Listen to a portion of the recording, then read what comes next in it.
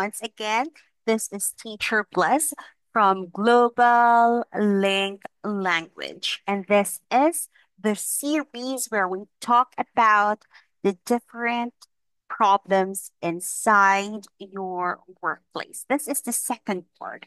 So let us have a recap about what we talked last time. So we talked about the company problems, and we're trying to practice reading the numbers that are given here as flashed in your screens. You can see there one, two, and three. We already talked about it. And now let's go to number four. Every month we get a new program. We need to train the staff how to use it. Number five, our clients want a lot of information, and sometimes we can't answer all the messages fast enough. Okay, number six, there are rules about how to manage customers' details. Okay, so I believe that you already screenshot this last time and answered this part. So let's have five, four, three, two, wait, two, and one. Let us answer. Okay, this one.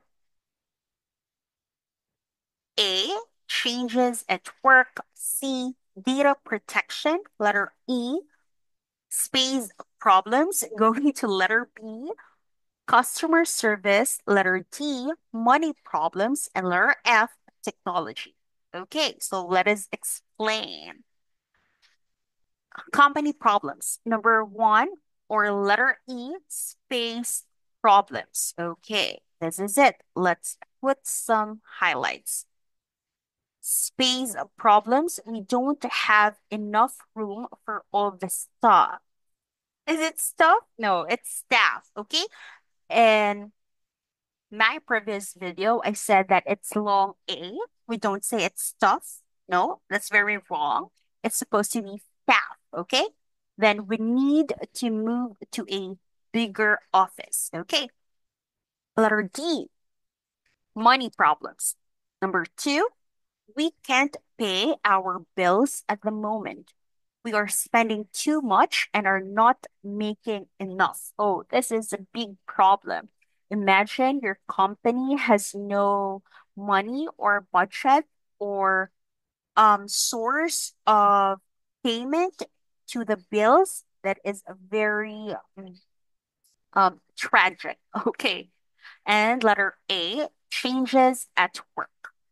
Things are very different at the company now, and the staff are worried they will lose their jobs. Oh, this is very heartbreaking. Like, for example, there are changes. Of course, the employees will really be worried. What if they will lose their jobs? Okay, that's very heartbreaking. Now, let's go to letter F, technology. Number four, every month we get a new program. We need to train the staff how to use it. Yes. Um, in a company setup, it is very important to have a onboarding orientation. What is onboarding orientation? This is to make sure that your employees are well informed about their job description, their assignment, and that will truly make um their jobs easier and more convenient for everyone. Okay, now let's go to letter Letter B is customer service. Our clients want a lot of information, and sometimes we can't answer all the messages fast enough. Oh, this is also a big problem because, of course, you get your money from your clients. So, what will happen if their queries or their messages will not be answered fast enough? Some clients are also demanding. So, what do you think is the best thing to do if you cannot answer? I'm taking my notes about the tips on what to do if you have a customer service problem. This one. Please wait. Okay. While I am trying to search for my notes, you can read first F, B, and C. Okay. Customer service problems, tips, and solutions. This one. For example, here, number one, in long wait times. The problem is that customers get frustrated when they have to wait too long for assistance. Yes, that's right. So the tip is number one, keep customers informed about wait times. Okay, that's very important. That's why it's also important to take courses like this, like in Global Link Language, because through that you will learn how to speak more fluently or fluently. Let's get the more there, the more word. You will speak fluently to your customers. They will understand you more. Number two, offer alternatives like callback options or live chat. Oh, that's also important. Why you need to take English courses in order to have good grammar and good speaking style in calling them and chatting them. Next, apologize for the delay and show empathy. Important. And next is streamline processes to reduce wait times. Also, this one, number two, the problem is unclear communication. And this really happens if you don't know how to communicate. There will be miscommunication that can lead to customer frustration or confusion. So the number one tip here that I found and wrote is that use clear, simple language. Now, this is where global link language comes in. We need to have a clear and simple language. And in order to reach that, we need to have a good communication skills, good English, good grammar, good listening capacity, good speaking capacity. Because if not, your customers will not understand you. That's why it's really important to take courses like this in Global Link Language. Next is avoid jargon and technical terms unless necessary.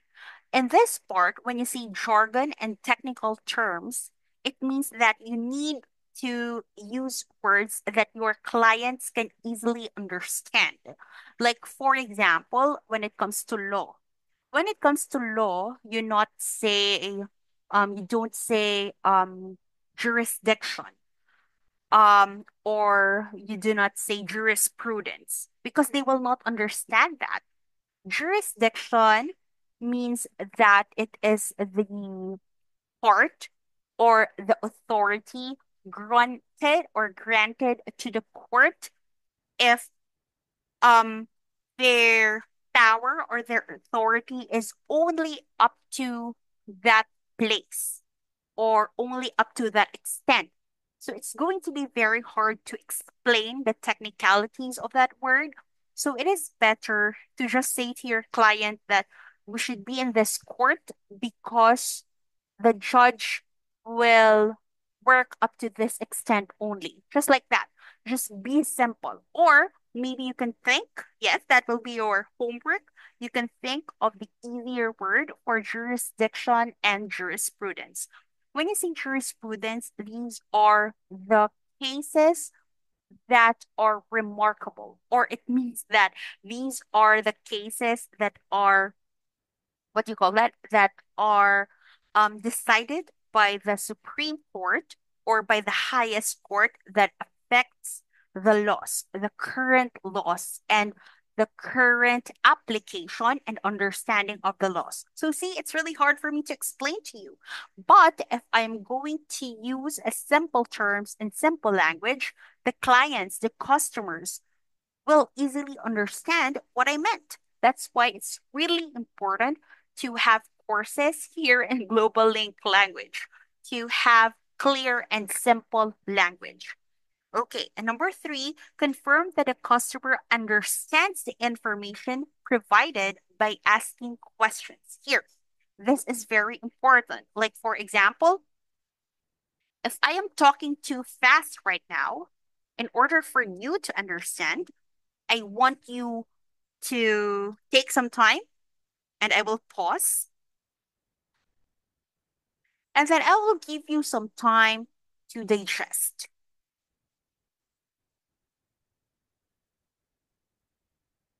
Okay, so what I am doing is that I want my students, all of you, to understand the information provided. Okay, next is offer step-by-step instructions when solving complex problems. Now, these are all um, possible if you have good communication skills. Okay, like for example, if I am able to tell you or you are able to tell me, your clients, your customers, your students, then there will be a good communication. That's why it's really important to have these classes. Okay, now we tell too much, we gave too much time to customer service, but this is important. We get our money from the customers, right? Okay, letter C, data protection. There are rules about how to manage customers' details. Okay. Now, I think I have to put an important, very important reminder that this is not customer is. No, because sometimes they think that this word right here, customers, customers, means customer is. That's really wrong. This is not customer is. This means customers. Okay, this means ownership. Ownership or um possession, or let's say it's better, it's easier to understand when we say ownership. There, customers, it means ownership. Okay, now let's go to slide 19, personal work problems. Now I want you to pause this video because I will give you 1 minute in order to answer 1 to 6, and then we're going to answer it. So your 1 minute starts now.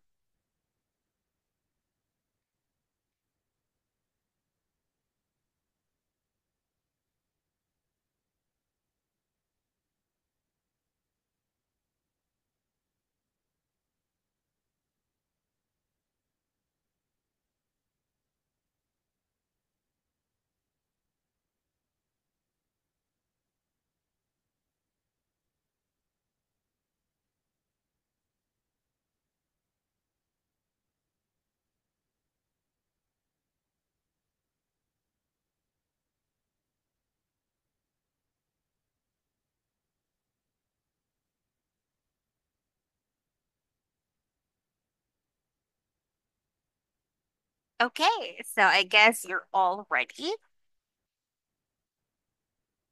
Okay, okay. This is interesting. Let's go here. Yes, the answer is correct. I mean, the answer is here, is this one correct? This is the wrong document. Can you send the correct one, please? Okay. So here it's like wrong. The antonym is correct. Okay, the opposite meaning. You can work blank hours if you can't start work at 9 a.m. This one here. Flexible hours. Number three, my computer froze, but my blank colleague fixed the problem. Ooh, helpful.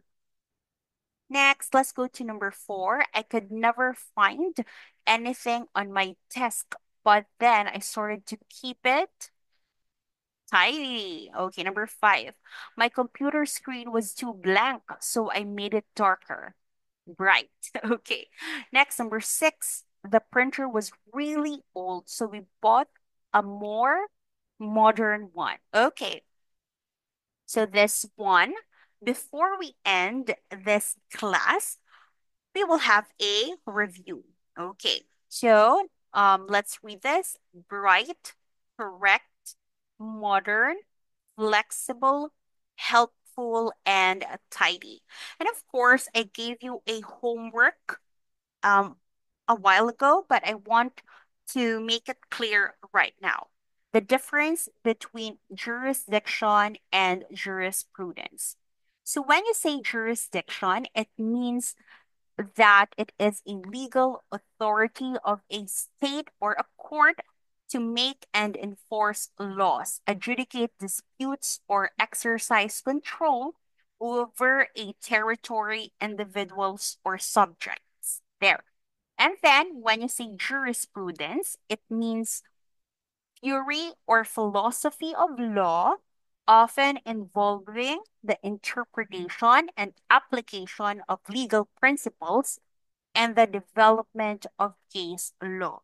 So your homework will be you need to make these parts or the explanation simpler. And then through that, we can work on making your language clear and short to reach more customers and clients. So, this is your teacher, Teacher Bless, and I'll see you again in the next part. Thank you.